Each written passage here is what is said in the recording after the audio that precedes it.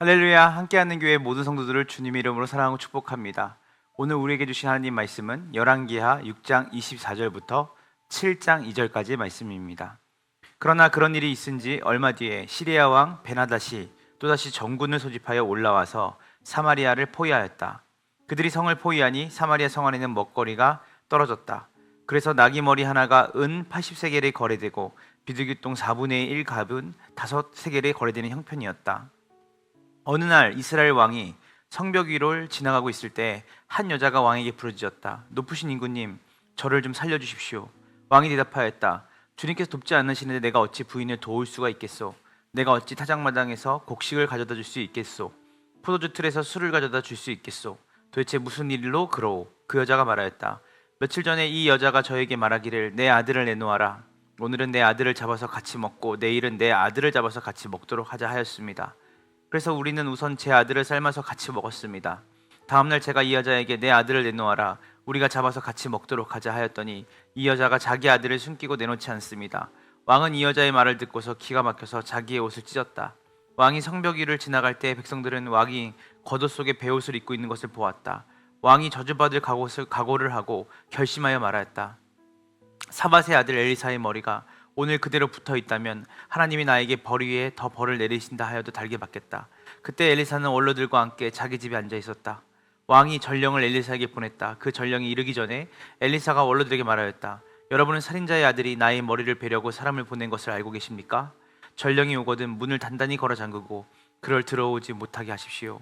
그를 보내놓고 뒤따라오는 그 주인의 발자국 소리가 벌써 들려오고 있지 않습니까? 엘리사가 원로들과 함께 말하고 있는 동안에 왕이 엘리사에게 와서 말하였다. 우리가 받은 이 모든 재앙을 보시오. 이런 재앙이 주님께로부터 왔는데 내가 어찌 주님께서 우리를 도와주시기를 기다리겠소? 엘리사가 말하였다. 주님의 말씀을 들으십시오. 주님께서 이렇게 말씀하셨습니다. 내일 이맘때쯤에 사마리아 성문 어귀에서 고운 밀가루 한 스아를 한 세겔에 사고 보리 두 스아를 한 세겔에 살 수 있을 것이다 하였습니다. 그러자 왕을 부축하고 있던 시종 무관이 하나님의 사람에게 대답하였다. 비록 주님께서 하늘에 있는 창고문을 여신다 할지라도 어찌 그런 일이 일어날 수 있겠습니까? 엘리사가 말하였다. 당신은 분명히 그런 일이 생기는 것을 눈으로 직접 볼 것이요. 그렇지만 당신이 그것을 먹지는 못할 것이요. 아멘입니다. 사랑하는 성도 여러분, 오늘 우리는 열왕기하 6장 24절부터 7장 2절까지의 말씀을 통해 하나님께서 절망적인 상황 속에서 어떻게 역사하시는지, 그리고 우리가 그분의 약속을 믿고 신뢰할 때 어떤 일이 일어날 수 있는지를 깊이 묵상하고자 합니다.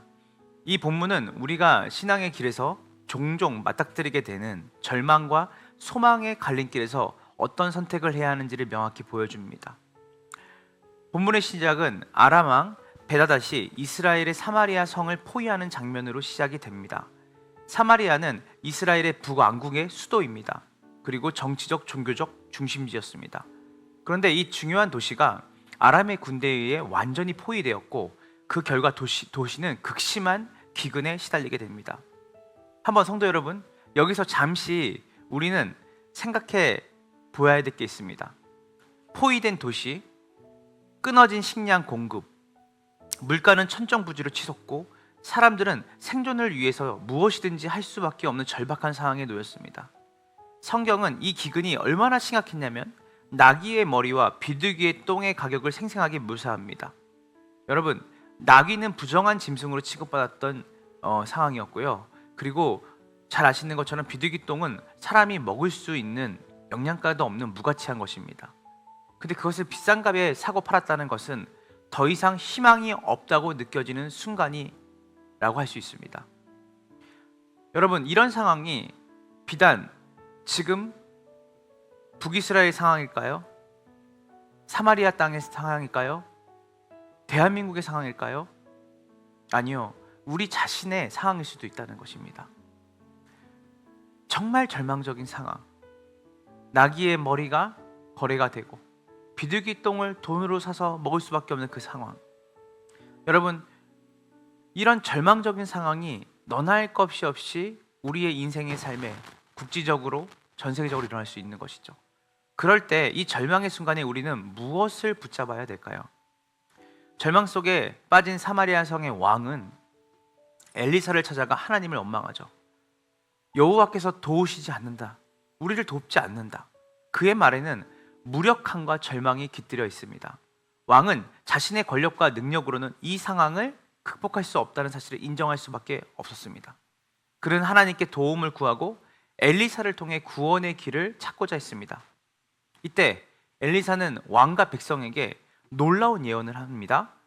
여호와께서 말씀하시기를 내일 이맘때에 사마리아 성문에서 고운 밀가루 한 스아와 한 세겔에 보리두 스아가 한 세겔에 팔리리라. 이 예언은 일면 현재의 상황과는 전혀 맞지 않는 믿기 어려운 약속이었습니다. 그러나 이 예언은 바로 하나님께서 이 절망을 바꿀 수 있는 유일한 분이시며 이들에게 구원의 길을, 새로운 길을 여실 수 있는 유일한 분이라는 소망의 메시지를 우리에게 던져주죠. 그런데 여기서 중요한 것은 엘리사가 이 예언을 전했을 때 왕과 백성이 보았던 현실이 암울했고 아무런 변화의 조짐도 없었고 여전히 포위는 계속되고 있었다는 거예요. 그런데 하나님의 말씀은 인간의 상황과 조건을 뛰어넘어 역사하십니다.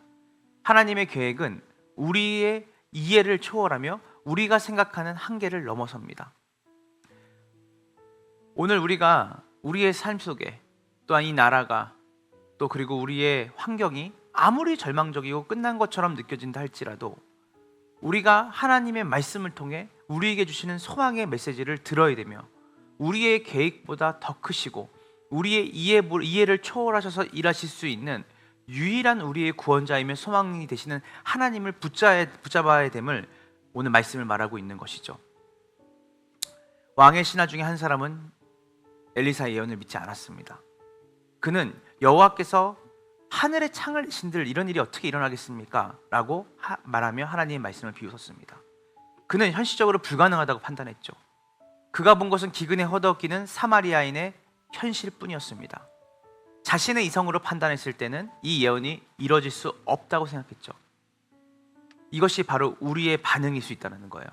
여전히 교회 생활을 하고 여전히 기도를 하고 여전히 말씀을 보지만 실질적으로 우리의 경험과 지식과 이성에 비추어 볼 때 하나님의 약속이 불가능하게 보일 때가 많기 때문에 거기에 대해서 믿음으로 반응하는 것이 아니라 하나님의 신실함을 신뢰하는 것이 아니라 자기의 이성과 경험과 지식이 하나님의 말씀보다 더 중심에 있는 반응을 우리가 보일 때가 얼마나 많습니까? 오늘 엘리사는 이 말씀을 통해 우리에게 경고를 합니다. 내가 그것을 내 눈으로 보리라. 그리고 그것을 먹지는 못하리라. 이 말은 단순한 경고를 넘어서 불신앙이 얼마나 심각한 결과를 가져올 수 있는지를 보여줍니다. 그 신하는 실제로 다음날 일어난 기적을 눈으로 보았지만 그것을 누리지 못하고 죽음을 맞이했습니다. 이는 불신앙이 우리의 영적인 삶에 얼마나 치명적인 것이라는 것을 보여주는 것이죠.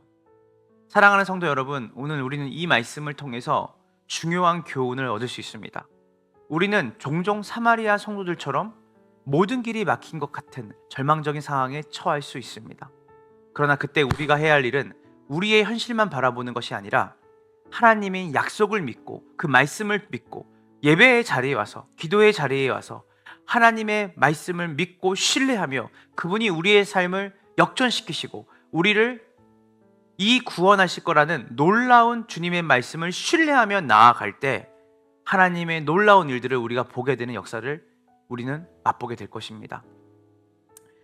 오늘 여러분의 삶 속에 어떤 어려움이 있는지 그리고 어떠한 좌절과 실패가 있는지 어떤 사람이든 누구도 100% 알 수 없습니다. 그러나 한 가지 확실한 것은 하나님의 말씀을 붙잡고 여러분들이 그 속에서 나아가시길 바랍니다.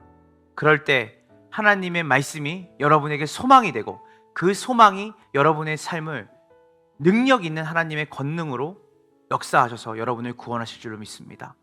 캄캄한 밤을 지나고 있는 분들, 정말 보이지 않는 절망과 어려움 속에 사방이 막혀 있는 것처럼 생각되어서 한숨으로 보내고 있는 분들이 있다면 오늘 이 본문의 말씀을 통해 여러분의 삶 가운데 신실하시며 구원의 길을 내시는 하나님의 말씀 앞에 소망을 갖고 순종하는 역사가 오늘 복된 주말에 여러분의 삶 가운데 있기를 주님의 이름으로 축원합니다.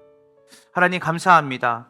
오늘 본문의 말씀을 통해서 우리가 주께서 이 절망과 어두움에 있는 사마리아인들을 주님 구원하신 놀라운 하나님의 역사를 우리가 확인하고 말씀을 통해 깨달았습니다. 하나님, 우리가 불신앙으로 나아가는 것이 아니라 우리의 유일한 구원자이시며 이 절망을 소망으로 바꾸시는 하나님의 그 능력을 믿고 순종하며 따르기를 원합니다. 하나님, 우리 검단 함께하는 교회 성도들 중에 정말 나귀의 머리를, 비둘기의 똥을 삼키고 먹어야 되는 것 같은 그 절대적 빈곤과 어려움과 좌절과 결핍 가운데 있는 성도들이 있다면, 눈에 보일 때는 부유해 보이지만 그 안에 10년 가운데 하나님 처참한 피폐함이 있는 성도들이 있다면, 하나님, 주님이 주시는 기회로 주님을 붙잡고 주님의 말씀에 유일한 소망을 두며 나아갈 수 있도록 우리 함께하는 교회 성도들의 삶 가운데 주님 말씀으로 임하시고, 예배의 자리에서, 기도의 자리에서 주께서 주시는 소망의 메시지를 듣고 소망을 바라보며 기대하며 나아가는 우리 성도들이 되는 복된 주말이 되게 하여 주시옵소서.